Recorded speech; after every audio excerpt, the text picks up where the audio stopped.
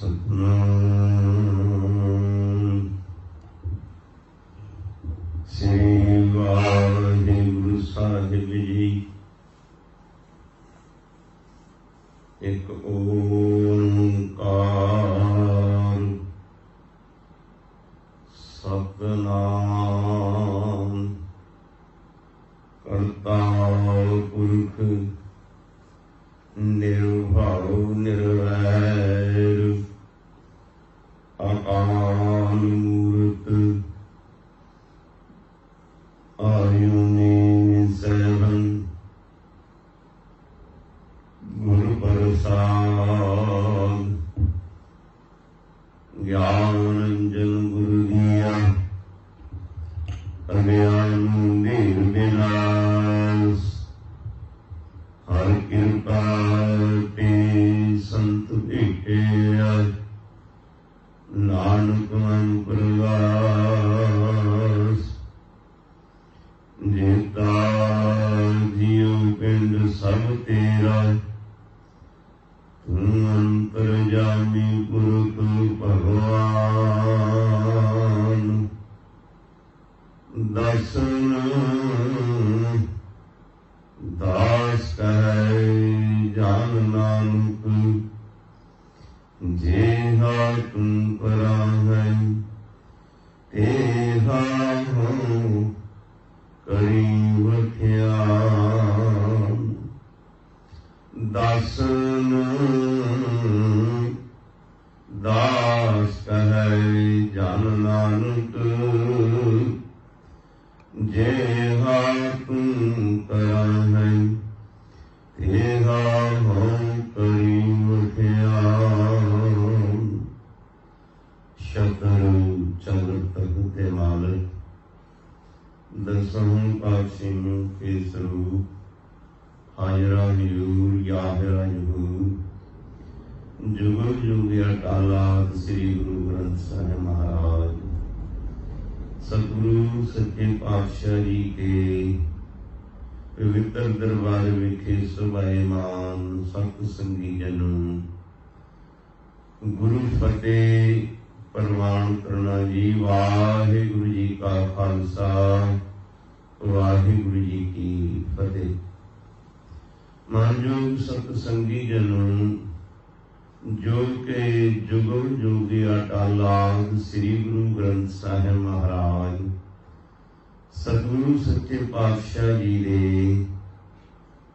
दूसरा राग माझ राग दी वार दा जो कितने समय तो लड़ीवार विचार आरंभ है। लड़ी मुताबिक अज माल राज दे वार दा 16वीं पौड़ी का दूसरा श्लोक विचार अधीन है। आप पहले समय के अंदर जगत गुरु बाबा धन गुरु नानक देव साहिब महाराज जी का उचारण किया होया एक श्लोक जिसका आप कल विचार कर चुके सी, उस तो अगले श्लोक का अज विचार है। तो सतगुरु सच्चे पातशाह धन गुरु अमरदास साहिब महाराज इस पावन पवित्र श्लोक विच की फरमान करदे ने आप सरवण करो जी। महला पहला महला तीजा कल कीरत प्रगट चालन संसार गुरमुख कोई उतरै पार जिसनु नगर करै तिस देवा नानक गुरमुख रतन सोले कल कीरत प्रगट चालन संसार गुरमुख कोई उतरै पार जिसनु नगर करै तिस देवै, नानक गुरमुख रतन सो लेवै।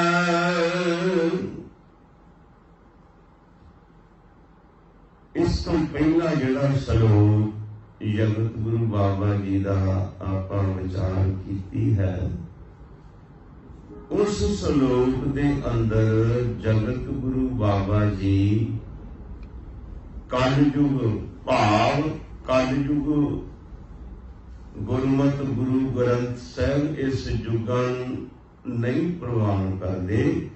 गुरु ग्रंथ साहब जी दे अंदर जदों कलयुग का नाम लिया जाता है ते भाव सुभाव ही है। कलयुग एक सुभाव है ते ये जिहड़ा सुभाव है, मैं कल भी गल कीती सी, जे ते कल कलेश विच विषय विकारां विच फसिया ते इंसान कलयुग दे अंदर विचर रहा है। जे सत नाल जुड़िया ते सतयुग दे विच विचर रहा है। ये इंसान दे अंदर एक दिन विच चारे ही युग कई वारी वरत जाते हैं। तो जगत गुरु बाबा जी कल युग एक स्वभाव की गल करते हुए भी कल युग के जेड़े राजे आदक, कल युग के मोहतवार लोग आदक, वो प्रजा के उत्ते जुल्म ढाउंदे ने ते प्रजा को के मारते ने ते अज्ञानता के अंधेरे विच अपना जीवन बतीत कर रहे ने। ऐसा कल कलेश वाला लोगों का स्वभाव बनया हुआ, किसी पासे सच नहीं दिस रहा, सब पासे कूड़ पसरिया हुआ है। तो ऐसे कूड़ दे कोलों छुटकारा किवें हो सकता है, इस इंसान का किवें पार उतारा हो सकता है। सलोक के पहले दे विच हजूर कहते कल काटी राजे कसाई धर्म पंख कर उड़ रहा। कलयुग का ऐसा स्वभाव हो गया कि धर्म जिहड़ा खंभ ला के उड़ गया, चार सवेरे कूड़ का पसारा होया है। ते इस सलोक की समाप्ति च जगत गुरु बाबा जी कहते कहो नानक किन बिद गत होई। ऐसे स्वभाव ऐसे समय दे विच गति किवें हो सकती है, पार उतारा किवें हो सकता है इंसान का। ये इंसान विषय विकारां तो, कूड़ तो, झूठ तो किवें बच सकता है। ते इसका जवाब फिर धन गुरु अमरदास महाराज जी ने अपने सलोक दे विच दिता है। ये हुण पहला सलोक जगत गुरु बाबे ने पुछ कीती है भी ऐसा जो समा बनया होया है, लोगों के स्वभाव कूड़ दे विच गलतान होए ने, लोग अज्ञानता दे विच भरम रहे ने, अज्ञानता दे विच लोग प्रवृत्त होए ने। ते ऐसे जीवां दा पार उतारा किवें हो सकता है। इस सलोक नूं जगत गुरु बाबा जी के विचार नूं गुरु अमरदास महाराज किवें दस सकते ने, क्यों कि गुरु अमरदास महाराज जी दे कोल जगत गुरु बाबा जी की बाणी जो कि जगत गुरु बाबा जी ने पोथी खुद लिख के रखी सी, अपने तो बाद गुरु अंगद देव साहब जी नूं सौंप गए।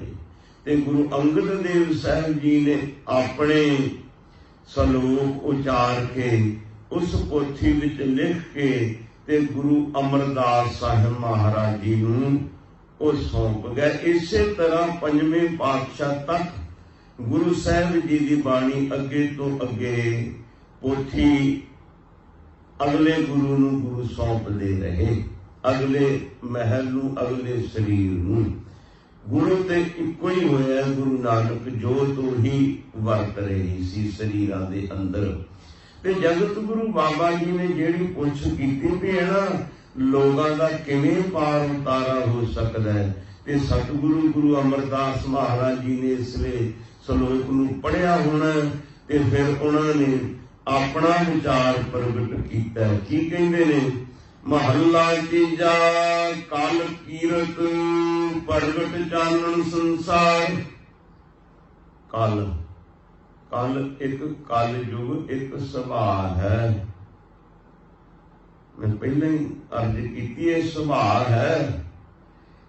ਐਸਾ ਜੋ ਸੁਭਾਵ ਹੈ, ਕਲ ਕਲੇਸ਼ ਵਾਲਾ, ਵਿਸ਼ੇ ਵਿਕਾਰਾਂ ਵਾਲਾ, ਕੂੜ ਝੂਠ ਵਾਲਾ, ਐਸੇ ਸੁਭਾਵ ਦਾ ਜੇ ਪਾਰ ਉਤਾਰਾ ਕਰਨਾ ਤੇ ਕਲ ਕੀਰਤ ਪ੍ਰਗਟ ਚਾਨਣ ਸੰਸਾਰ।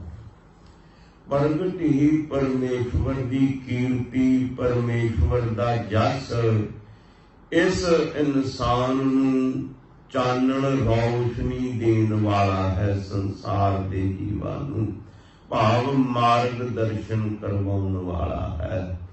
ਜੋ ਜੀਵ ਪਰਮੇਸ਼ਵਰ ਦੀ ਸਿਫਤ ਸ਼ਲਾਘਾ ਦੇ ਵਿੱਚ ਜੁੜ ਜਾਂਦੇ ਨੇ, ਕੀਰਤ ਦੇ ਵਿੱਚ ਜੁੜ ਜਾਂਦੇ ਨੇ, ਉਸ ਦੀ ਉਪਮਾ ਵਿੱਚ ਜੁੜ ਜਾਂਦੇ ਨੇ, ਪਰਮੇਸ਼ਵਰ ਦੇ ਨਾਮ ਨਾਲ ਜੁੜ ਜਾਂਦੇ ਨੇ, ਉਹਨਾਂ ਦੇ ਅੰਦਰ ਫਿਰ ਗਿਆਨ ਪ੍ਰਗਟ ਹੋ ਜਾਂਦਾ ਹੈ। ਗਿਆਨ ਕਿਆ ਹੈ? ਇੱਕ ਪ੍ਰਕਾਸ਼ ਹੈ, ਇੱਕ ਲੂ ਹੈ, ਇੱਕ ਚਾਨਣ ਹੈ। ਇਹ ਕਲਯੁਗ ਦੇ ਸੁਭਾਅ ਵਾਲੇ ਲੋਕਾਂ ਨੂੰ ਪਰਮੇਸ਼ਵਰ ਦੀ ਕੀਰਤੀ ਜਸ ਚਾਨਣ ਮਨਾਣਾ ਹੈ, ਮਾਰਗ ਦਰਸ਼ਨ ਕਰਵਾਉਂਦਾ ਹੈ। ਗੁਰਮੁਖ ਕੋਈ ਉਤਰੈ ਪਾਰ। ਜਿਹੜੇ ਗੁਰਮੁਖ ਗੁਰੂ ਦੇ ਸਨਮੁਖ ਰਹਿਣ ਵਾਲੇ, ਜਿਹੜੇ ਪਰਮੇਸ਼ਵਰ ਦੀ ਕੀਰਤੀ ਜਸ ਉਪਮਾ ਵਡਿਆਈ ਕਰਨ ਵਾਲੇ, ਉਹੀ ਪਾਰ ਉਤਰਦੇ ਹਨ। ਉਹਨਾਂ ਦਾ ਹੀ ਪਾਰ ਉਤਾਰਾ ਹੁੰਦਾ ਹੈ। ਜਿਹੜੇ ਨਿਰੰਕਾਰ ਦੇ ਸਨਮੁਖ ਰਹਿੰਦੇ, ਗੁਰਮੁਖ ਹੀ ਉਸ ਨੂੰ ਕਿਹਾ ਜਾਂਦਾ ਹੈ ਜਿਸ ਨੇ ਨਿਰੰਕਾਰ ਅੱਗੇ ਸਮਰਪਣ ਕਰ ਦਿੱਤਾ ਹੈ। ਜੋ ਨਿਰੰਕਾਰ ਪਰਮੇਸ਼ਵਰ ਦੇ ਗੁਰੂ ਦੇ ਸਨਮੁਖ ਰਹਿੰਦਾ ਹੈ, ਗੁਰੂ ਦੇ ਉਪਦੇਸ਼ ਮੁਤਾਬਕ ਜੀਵਨ ਜਿਉਂਦਾ ਹੈ, ਉਸ ਨੂੰ ਕਹਿੰਦੇ ਨੇ ਗੁਰਮੁਖ। ਐਸੇ ਗੁਰਮੁਖ ਜੋ ਪਰਮੇਸ਼ਵਰ ਦੀ ਕੀਰਤੀ ਜਸ ਉਪਮਾ ਵਡਿਆਈ ਕਰਨ ਵਾਲੇ ਕੋਈ ਵਿਰਲੇ ਹਨ, ਉਹਨਾਂ ਦਾ ਹੀ ਪਾਰ ਉਤਾਰਾ ਹੁੰਦਾ ਹੈ। ਜਿਸ ਨੂੰ ਨਦਰ ਕਰੈ ਤਿਸ ਦੇਵੈ, ਨਾਨਕ ਗੁਰਮੁਖ ਰਤਨ ਸੋ ਲੈਵੈ। ਇਹ ਕੀਰਤ ਉਪਮਾ ਵਡਿਆਈ ਕਰਨ ਵਾਲੀ ਦਾਤ ਜਿਸ ਨੂੰ ਪਰਮੇਸ਼ਵਰ ਬਖਸ਼ਿਸ਼ ਕਰੇ, ਉਸ ਨੂੰ ਹੀ ਪ੍ਰਾਪਤ ਹੁੰਦੀ ਹੈ। ਜਿਸ ਨੂੰ ਨਦਰ ਕਰੇ ਤਿਸ ਦੇਵੈ, ਜਿਸ ਦੇ ਉੱਤੇ ਨਦਰ ਹੋਵੇ, ਬਖਸ਼ਿਸ਼ ਹੋਵੇ, ਰਹਿਮਤ ਹੋਵੇ, ਉਸ ਨੂੰ ਹੀ ਪਰਮੇਸ਼ਵਰ ਦੀ ਉਪਮਾ ਵਡਿਆਈ ਜਸ ਕੀਰਤ ਕਰਨ ਦਾ ਸੁਭਾਗ ਪ੍ਰਾਪਤ ਹੁੰਦਾ ਹੈ। ਤੇ ਹਜ਼ੂਰ ਕਹਿੰਦੇ ਨਾਨਕ ਗੁਰਮੁਖ ਰਤਨ ਸੋ ਲੇਵੈ। ਗੁਰੂ ਦੇ ਮੁਖ ਤੋਂ ਇਹ ਸ਼ੁਭ ਰਤਨ ਰੂਪੀ ਉਪਦੇਸ਼ ਗੁਰਮੁਖਾਂ ਨੂੰ ਹੀ ਮਿਲਦਾ ਹੈ। ਉਹੀ ਇਸ ਦੀ ਕੀਰਤੀ ਪਰਮੇਸ਼ਵਰ ਦਾ ਜਸ ਗਾਇਨ ਕਰਦੇ ਹਨ। ਤੋ ਅੱਗੇ ਪੌੜੀ ਦੇ ਅੰਦਰ ਹਜ਼ੂਰ ਫਰਮਾਉਂਦੇ ਨੇ, ਪੌੜੀ ਭਗਤਾਂ ਤੇ ਸੰਸਾਰੀਆਂ ਜੋੜ ਕਦੇ ਨਾ ਆਇਆ, ਕਰਤਾ ਆਪ ਭੁੱਲ ਹੈ, ਨਾ ਭੁੱਲੇ ਕਿਸੇ ਦਾ ਭੁਲਾਇਆ। ਭਗਤਾਂ ਤੇ ਸੰਸਾਰੀਆਂ ਜੋੜ ਕਦੇ ਨਾ ਆਇਆ। ਭਗਤ ਜੋ ਪਰਮੇਸ਼ਵਰ ਦੀ ਬੰਦਗੀ ਕਰਨ ਵਾਲੇ ਨੇ, ਭਗਤ ਦੇ ਮਾਹਨੇ ਹਨ। ਭਗਤੇ ਤੋਂ ਭਾਵ ਹੈ ਭਾਉ, ਪਰਮੇਸ਼ਵਰ ਦਾ ਪਿਆਰ। ਗੱਗੇ ਤੋਂ ਮਤਲਬ ਹੈ ਗਿਆਨ, ਤੱਤੇ ਤੋਂ ਮਤਲਬ ਹੈ ਤਿਆਗ। ਜਿਸ ਦੇ ਹਿਰਦੇ ਅੰਦਰ ਪਰਮੇਸ਼ਵਰ ਦਾ ਭਾਵ ਹੈ, ਜਿਸ ਨੂੰ ज्ञान है। जिसने इस संसार परिवार पदार्थां का त्याग किया है मन करके, गुरु नानक दा सिख जिहड़ा है वो ना संसार त्यागदा, ना परिवार त्यागदा, ना पदार्थ त्यागदा। पदार्थां दे विच रहिंदा होया, परिवार दे विच रहिंदा होया, संसार विच रहिंदा होया, इन्हां तों अपने आप नूं उपराम रखदा, इन्हां विच खचत नहीं हुंदा। संसार विच जीवन भी बतीत करदा है, परिवारक धंधे भी करदा है, पदार्थ भी माणदा है, पर अपना जिहड़ा जीवन है वो परमेश्वर नाल जोड़ के रखदा है। बस यही भगत दा जीवन है। संसार विच रहिंदियां होया निरंकार दे नाल जुड़े रहना। भगतां ते संसारियां जोड़ कदे ना आया। जिहड़े संसारी लोग है, जिहड़े माया दे विच गुलतान हन, जिन्हां दे उत्ते माया हावी विषय विकारां वाले हन, उन्हां दा ते रब दी बंदगी वालियां दा कदे ताल मेल बैठदा नहीं। उन्हां दी आपस विच बनदी नहीं, क्योंकि दोनों दे रस्ते वखरे ने। भगत दा रस्ता है ज्ञान दा, परमेश्वर दे मिलन दा रस्ता, ते जिहड़ा संसारी है उहदा रस्ता है मायक तौर ते दुनियावी रजीमियां दे विच रहना, परमेश्वर तो दूर रहना, भाव धंधियां दे विच खचत रहना। ऐसा इंसान संसारी है। तो भगत दा ते संसारी इंसान दा कदे जोड़ नहीं होंदा, कदे ताल मेल नहीं बैठदा। करता आप भुल है, ना भुले किसे दा भुलाया। कि करता पुरख वाहेगुरु ने, भगत भी उसने ही बनाया ते संसारी भी उसने ही बनाया। ये सारी उसकी रचना है।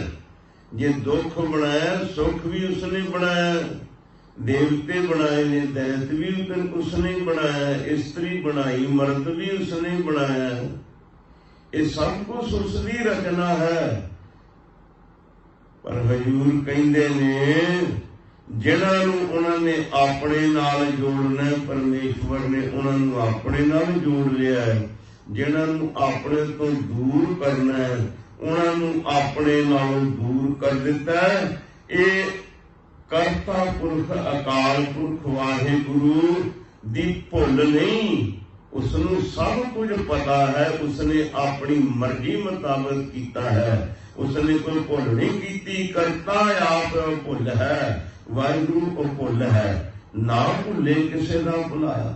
उन्होंने जिन्ना मर्जी कोई भुलाउण की कोशिश भी कर रहा है, करता होवे, पर परमेश्वर नहीं भुलदा। उसने सारी सृष्टि सारे ब्रह्मंड नूं खुद आप चला रहा है। भगत आपे मिलियन जिन्हें सच्चो सच कमाया। संसारी आप खुआइयन जिन्हें कूड़ बोल बोल बिख खाया। भगत आपे मिलियन, भगतां नूं परमेश्वर अपने नाल आप ही मेल लैंदा है। भगत दा रस्ता दूसरा है, संसारी दा रस्ता दूसरा है। हुण रहिंदे भी भगत भी संसार ते ही रहिंदे ने ते संसारी लोग भी संसार ते ही रहिंदे ने।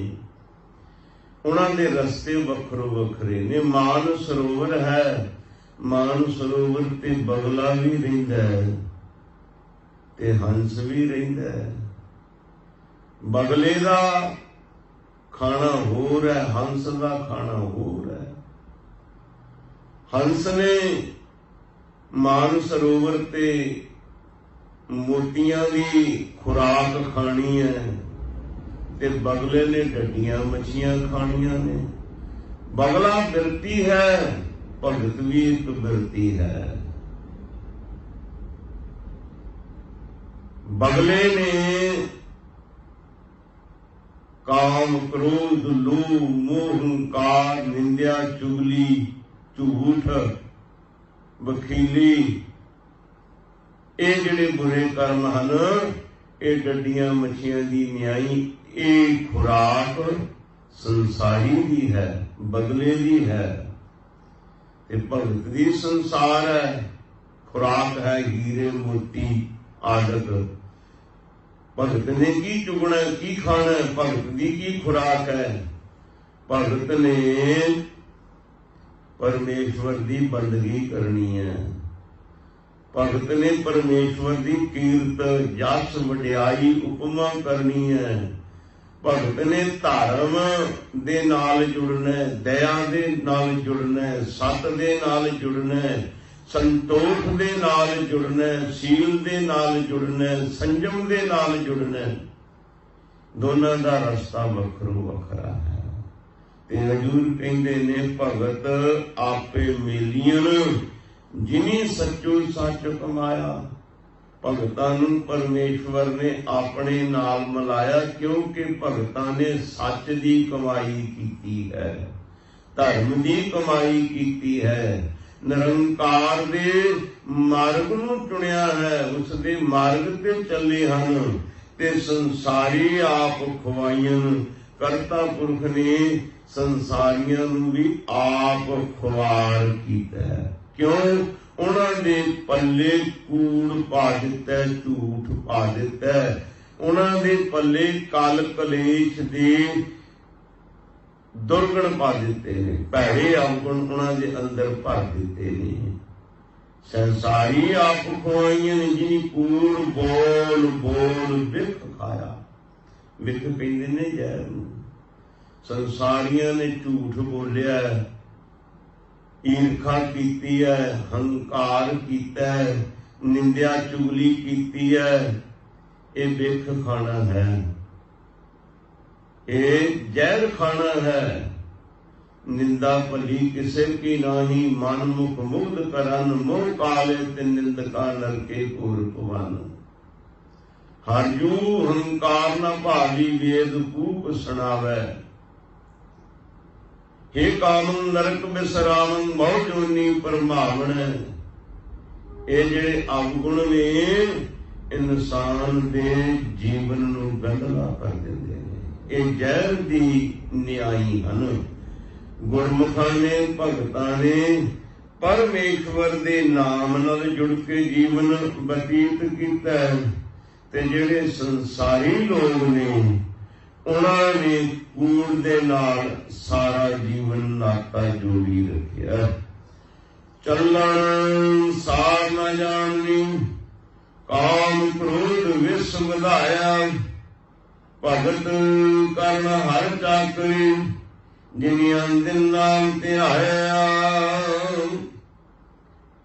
जेड़े संसारी हन उन्होंने चलन सार न जानी उन्होंने ये नहीं समझिया भी ये संसार ते सदा नहीं रहना जाना है एक दिन संसार नूं छड्डना है जो आया सो चल सी सब कोई आई वारी है जेड़ा इत्थे आया सब ने जाना है किसी ने रहना नहीं राणा राओ ना को रह रंग न तुम फकीर वारी आपो अपनी कोई न बंदे तीर जो जन्मै सो जानो मुआ जिसने जन्म लिया उसने एक दिन इस शरीर नूं त्यागना भी है संसारी लोगां ने प्रभु परमेश्वर तो विछड़े हुए लोगां ने चलन सार न जानी उन्होंने इस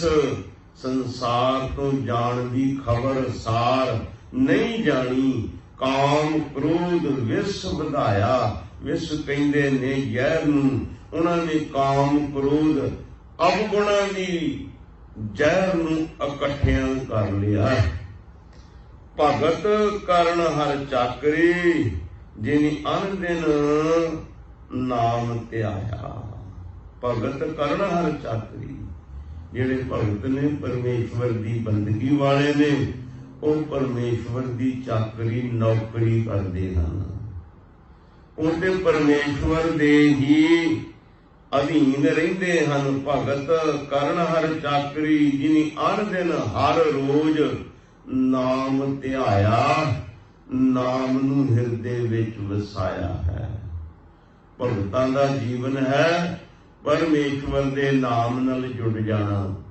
ਇੱਥੋਂ ਤੱਕ ਵੀ ਭਗਤ ਕਹਿੰਦੇ ਨੇ ਵੀ ਜਿਹੜਾ ਨਾਮ ਨਹੀਂ ਸਿਮਰਦਾ ਨਾ, ਮੈਂ ਉਸ ਦਾ ਦਰਸ਼ਨ ਵੀ ਕਰਕੇ, ਨਾਮਦੇਵ ਜੀ ਦਾ ਇੱਕ ਬਹੁਤ ਸੁੰਦਰ ਬਚਨ ਹੈ, ਉਹ ਕਹਿੰਦੇ ਵੀ ਜਿਹੜਾ ਇਨਸਾਨ ਪਰਮੇਸ਼ਵਰ ਦੀ ਬੰਦਗੀ ਨਹੀਂ ਕਰਦਾ, ਮੈਂ ਤੇ ਉਹਦਾ ਦਰਸ਼ਨ ਨਹੀਂ ਕਰਨਾ ਚਾਹੁੰਦਾ, ਉਹਨੂੰ ਵੇਖਣਾ ਨਹੀਂ ਚਾਹੁੰਦਾ। ਜੋ ਨਾ ਭਜੰਤੇ ਨਾਰਾਇਣਾ ਤਿਨਕਾ ਮੈਂ ਨਾ ਕਰੂੰ ਦਰਸ਼ਨਾ। ਜਿਹੜੇ ਪਰਮੇਸ਼ਵਰ ਦਾ ਭਜਨ ਬੰਦਗੀ ਨਹੀਂ ਕਰਦੇ, ਮੈਂ ਉਹਨਾਂ ਦਾ ਦਰਸ਼ਨ ਨਹੀਂ ਕਰਨਾ ਚਾਹੁੰਦਾ। ਕਿਸੇ ਨੇ ਪੁੱਛਿਆ ਕਿਉਂ ਜੀ, ਤੇ ਭਗਤ ਜੀ ਕਹਿਣ ਲੱਗੇ ਜੋ ਨਾ ਭਜੰਤੇ ਨਾਰਾਇਣ ਤਿਨਕਾ ਮੈਂ ਨਾ ਕਰੂੰ ਦਰਸ਼ਨਾ, ਜੈਸੇ ਪਸ ਤੈਸੀ ਉਹ ਨਰਾ। ਜਿਸ ਤਰ੍ਹਾਂ ਦੇ ਪਸ਼ੂ ਪੰਛੀ ਨੇ ਉਸ ਤਰ੍ਹਾਂ ਦਾ ਹੀ ਉਹ ਮਨੁੱਖ ਹੈ ਜਿਹੜਾ ਪਰਮੇਸ਼ਵਰ ਦੀ ਬੰਦਗੀ ਨਹੀਂ ਕਰਦਾ। ਸੋ ਇਸ ਕਰਕੇ ਭਗਤਾਂ ਨੇ ਆਪਣੇ ਜੀਵਨ ਦਾ ਮਕਸਦ ਇਹੀ ਸਮਝ ਲਿਆ ਕਿ ਜੀਵਨ ਮਿਲਿਆ ਪਰਮੇਸ਼ਵਰ ਦੀ ਬੰਦਗੀ ਕਰਨ ਵਾਸਤੇ, ਸਿਮਰਨ ਕਰਨ ਵਾਸਤੇ। ਦਾਸਨ ਦਾਸਾ ਹੋਈ ਕੈ, ਜਿਨ ਵਿੱਚੋਂ ਆਪ ਗਵਾਇਆ, ਉਹਨਾਂ ਖਸਮੈ ਕੈ ਦਰ ਮੁਖ ਉਜਲੈ, ਸੱਚੇ ਸ਼ਬਦ ਸੁਹਾਇਆ। ਸਤਿਗੁਰੂ ਜੀ ਕਹਿੰਦੇ ਦਾਸਨ ਦਾਸਾ ਹੋਏ ਕੈ, ਜਿਨ ਵਿੱਚੋਂ ਆਪ ਗਵਾਇਆ। ਜਿਨ੍ਹਾਂ ਨੇ ਪਰਮੇਸ਼ਵਰ ਦੇ ਦਾਸਾਂ ਦਾ ਦਾਸ ਬਣ ਕੇ ਨਾ ਆਪਣੇ ਵਿੱਚੋਂ ਮੈਂ ਗਵਾ ਲਈ, ਹਉਮੈ ਗਵਾ ਲਈ, ਹਉਮੈ ਦਾ ਤਿਆਗ ਕਰ ਦਿੱਤਾ। ਦਾਸਨ ਦਾਸਾ ਹੋਏ ਕਿ ਜਿਨੀ ਵਿੱਚੋਂ ਆਪ ਗਵਾਇਆ, ਆਪਾ ਭਾਵ ਨੂੰ ਮਾਰ ਦਿੱਤਾ, ਆਪਾ ਭਾਵ ਖਤਮ ਕਰ ਦਿੱਤਾ। ਤੇ ਹਜ਼ੂਰ ਕਹਿੰਦੇ ਨੇ ਉਹਨਾਂ ਖਸਮੈ ਕੈ ਦਰ ਮੁਖ ਉਜਲੇ। ਪਰਮੇਸ਼ਵਰ ਦੇ ਦਰ ਤੇ, ਨਿਰੰਕਾਰ ਦੀ ਦਰਗਾਹ ਦੇ ਵਿੱਚ ਉਹਨਾਂ ਨੂੰ ਸਤਿਕਾਰ ਮਾਨ ਮਿਲਦਾ ਹੈ। ਉਹਨਾਂ ਖਸਮੈ ਕੈ ਦਰ ਮੁਖ ਉਜਲੇ, ਸੱਚੇ ਸ਼ਬਦ ਸੁਹਾਇਆ, ਕਿਉਂਕਿ ਉਹਨਾਂ ਨੇ ਸੱਚੇ ਸ਼ਬਦ ਦੇ ਨਾਲ ਆਪਣਾ ਮਨ ਜੋੜਿਆ, ਪਰਮੇਸ਼ਵਰ ਦੀ ਕੀਰਤੀ ਨਾਲ ਮਨ ਜੋੜਿਆ।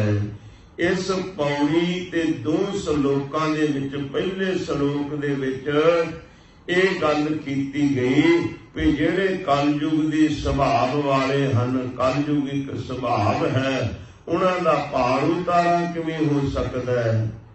ਤੇ ਬਾਕੀ ਦੂਸਰੇ ਸ਼ਲੋਕ ਵਿੱਚ ਤੇ ਪੌੜੀ ਵਿੱਚ ਸਤਿਗੁਰੂ ਨੇ ਦੱਸ ਦਿੱਤਾ ਪਾਰ ਉਤਾਰਾ ਹੋ ਸਕਦਾ ਹੈ ਜੇ ਕਿ ਪਰਮੇਸ਼ਵਰ ਦੇ ਨਾਮ ਨਾਲ ਜੁੜਿਆ ਜਾਵੇ, ਪਰਮੇਸ਼ਵਰ ਦੇ ਨਾਮ ਨੂੰ ਹਿਰਦੇ ਵਿੱਚ ਵਸਾਇਆ ਜਾਵੇ, ਤਾਂ ਕਰਕੇ ਉਹਨਾਂ ਦਾ ਵੀ ਜੀਵਨ ਸਫਲ ਹੋ ਸਕਦਾ ਹੈ। ਉਹਨਾਂ ਖਸਮੈ ਕੈ ਦਰ ਮੁਖ ਉਜਲੈ, ਸੱਚੇ ਸ਼ਬਦ ਸੁਹਾਇਆ।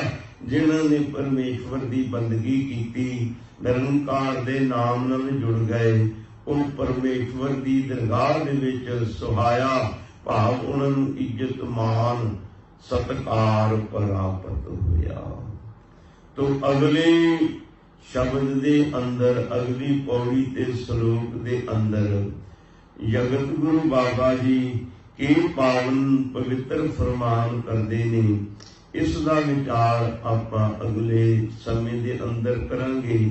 ਇਤਨੇ ਕੁ ਲਫ਼ਜ਼ ਕਬੂਲ ਕਰਨੇ ਤੁਸ਼ ਬੁੱਧੀ ਅਨੁਸਾਰ, ਵਿਚਾਰਾਂ ਕਰਦਿਆਂ ਹੋਈਆਂ ਭੁੱਲਾਂ ਗਲਤੀਆਂ ਦੀ ਮੁਆਫੀ ਦੇਣੀ। ਬੁਲਾਓ ਫਤਿਹ। ਵਾਹਿਗੁਰੂ ਜੀ ਕਾ ਖਾਲਸਾ, ਵਾਹਿਗੁਰੂ ਜੀ ਕੀ ਫਤਿਹ।